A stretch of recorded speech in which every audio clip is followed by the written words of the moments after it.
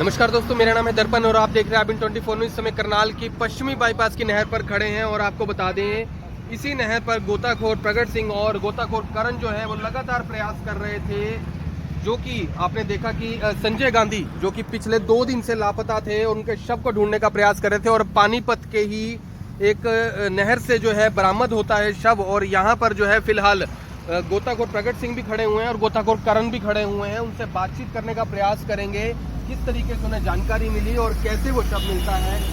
सबसे पहले ये बताइए कि जो शव है इसके बारे में कब जानकारी लगी कि जी ऐसे पानीपत के अंदर बताया? ये देखिए, शव की जानकारी तकरीबन 11 बजे हमारी जो टीम का एक राउंड उधर गया हुआ था, उनके माध्यम से पता चला कि पानीपत के नारायणा पुल पर एक लवारिस लाश को देखा गया। तो हमने वहाँ पर जो एक संस्था थी कपिल मल्होत्रा जी, उनको मैसेज किया, वहाँ पर उस संस्था को भेजा और बॉडी को वहाँ से निकालने के बाद उन्होंने तुरंत हमारे पास वो फ़ोटो व्हाट्सअप किए, जिसमें संजय गांधी जी के तकरीबन कपड़े तो उतर चुके थे, लेकिन एक निक्कर बची हुई थी और हाथ पर 2 राखियाँ बंधी हुई थी।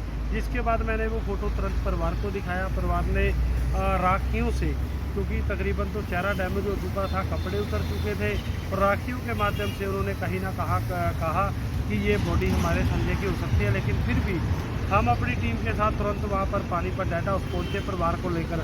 तो वहाँ फिर उनका परिवार भी पहुँचा और उसके बाद उन्होंने इस बॉडी की शिनाख्त की कि ये बॉडी संजय गांधी की। जी। तो यहाँ पर बता रहे हैं कि जो अभी फिलहाल बॉडी को ढूंढने का प्रयास काफ़ी देर से कर रहे थे और गोताखोर करण जो है वो भी मिलकर टीमें जो है कोशिश कर रही थी। तो अभी जो बॉडी है फिलहाल जो मिली है, किस हालत में वो बॉडी थी जिस तरीके से अभी? जी देखिए, सबसे पहले तो जिस दिन यहाँ एक्टिवा मिली थी उसके बाद ही हमारी टीम ने सिलेंडर किट के माध्यम से सर्च किया। गोताखोर कर्ण, राजीव, नीरज और इन्होंने भी काफ़ी सर्च किया।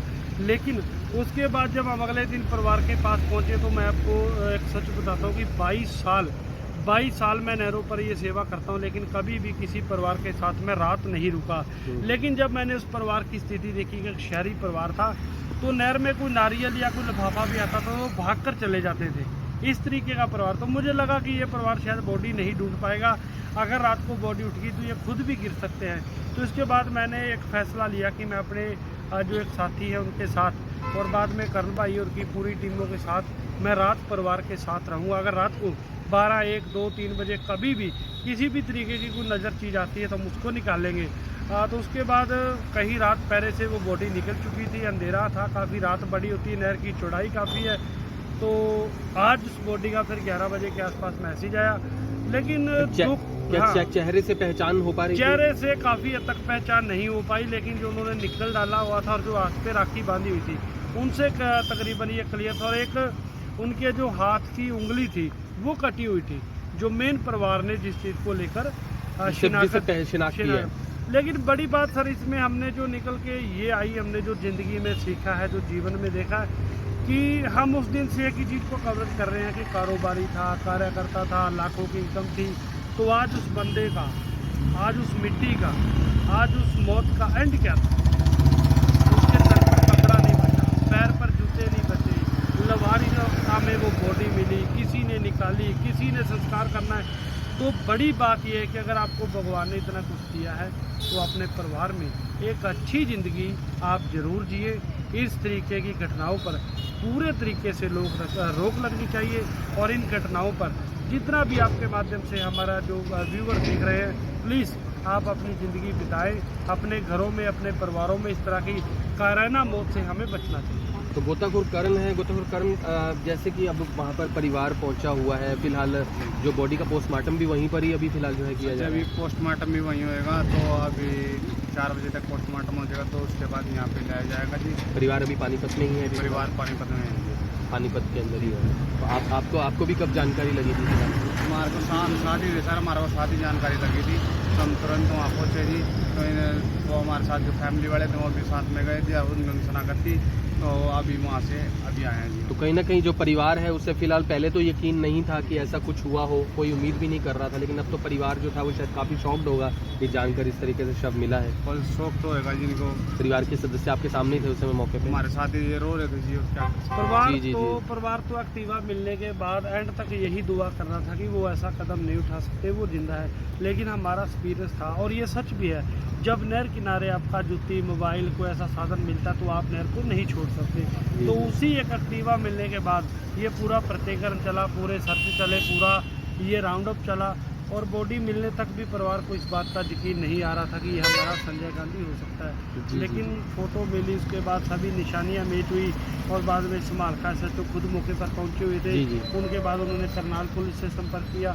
तो उसके बाद अब जो आगे का प्रकरण है पोस्टमार्टम करने के बाद तकरीबन मुझे लगता है 4:30 बजे के आसपास उनका जो शव है वो करनाल में पहुँच जाएगा। तो यहाँ पर आपको तस्वीर भी दोबारा दिखाने का प्रयास कर रहे हैं संजय गांधी जी की। और यहाँ पर फिलहाल ये ज़रूर है कि पहले असमंजस में था परिवार, लेकिन अब जो है ये बात साफ हो गई है कि उनका शव जो है वो मिल चुका है। और फिलहाल जो गोताखोर हैं उनकी टीमें लगातार प्रयास कर रही थी। आपको बता दें एक एक नहर पे लोग जो हैं वो लगातार कोई एक लोग दो लोग जो हैं वो जाकर ड्यूटीज दे रहे थे ये देखने के लिए कि कोई शव तो सामने से नहीं आ रहा। इस तरीके से बता दें कि घोगड़ीपुर का जो पुल है वहाँ पर भी देखा जा रहा था, मूनक की तरफ भी बढ़े और उसके बाद संस्था की द्वारा जो है जानकारी मिली, क्योंकि लगातार जो है करनाल का सारा मीडिया ही जो है इस बारे में कवरेज कर रहा था। तो फिर जो है संपर्क करके जो गोताखोर हैं उनसे उन्हें जानकारी दी गई, जिसके बाद जो है शव उनका अब 4:30 से 4:30 के बीच करनाल जो है वो पहुंच जाएगा। जिसके बाद जो है पोस्टमार्टम के बाद अभी परिवार जो उम्मीद नहीं लगा रहा था कि ऐसा क्या हो गया कि उन्हीं के परिवार के सदस्य को इस तरीके से नहर में कूदकर अपनी जान देनी पड़ी, जबकि अच्छा खासा व्यापार उनका चल रहा था। और ज़्यादातर मामले हमेशा व्यापार को लेकर ही होते हैं या कोई दुश्मनी को लेकर होते हैं, लेकिन परिवार का ये भी कहना है कि उनकी किसी के साथ कोई रंजिश नहीं थी, कोई दुश्मनी नहीं थी, कोई प्रॉपर्टी को लेकर कोई झगड़ा नहीं था। तो फिर ऐसे में किन बातों को लेकर जो संजय गांधी हैं उन्होंने अपनी इस तरीके से आत्महत्या कर ली। और अभी फिलहाल इस मामले में पुलिस भी कार्रवाई करेगी, जिसके बाद कुछ चीज़ें हो सकता है, कुछ और सामने तथ्य आ सकते हैं। लेकिन फिलहाल जो परिवार से बातचीत हुई उसमें तो साफ तौर पर यही आया कि अभी तक परिवार की किसी के साथ कोई रंजिश नहीं थी और ऐसी कोई बात नहीं थी जो कि संजय गांधी जो हैं वो अपने परिवार से नहीं करते थे। कई बार व्यापार में कुछ टेंशन जरूर होता था, लेकिन वो टेंशन परिवार आपस में बैठ के सॉल्व कर लेता था। और अच्छी खासा जो उनके बच्चे हैं अच्छी खासी अर्निंग करते हैं, अच्छा खासा उनको किराया आता है। तो ऐसे में घर बार भी उनका अच्छा है। तो आखिर किन बातों को लेकर जो है इस तरीके से वो नहर में उनका शव मिलता है। तो यहाँ पर ये दुखद खबर उस परिवार के लिए जरूर है और हमारी सांत्वना भी जरूर है कि उस परिवार को हिम्मत मिले इस दुख को सहने की। लेकिन फिलहाल आप लोगों से कहना चाहेंगे इस वीडियो को शेयर करें। इस तरह के मामले जो है कहीं ना कहीं अंदर से झकझोर देते हैं एक ऐसे परिवार को जो कि खुशहाल होता है, हंसता खेलता परिवार, जो अचानक से एक ऐसी मातमी खबर जो है उनके सामने आती है कि उनके परिवार के मुखिया जो है वो अचानक से उनके परिवार में पिता, बच्चों के पिता, किसी के पति तो है इस तरीके से नहर के अंदर मिलते हैं। तो आपसे अपील है इस वीडियो को ज़्यादा शेयर जरूर करें और फिलहाल इस मामले में फिलहाल आगे क्या कुछ कोई और अपडेट होगा तो आपको जरूर देंगे। धन्यवाद। अब यहाँ तक आ ही गए हैं तो हमारे चैनल को सब्सक्राइब जरूर करें और नीचे दिए गए बेल आइकन को जरूर दबाएं ताकि हर खबर सबसे पहले पहुंचे आप तक।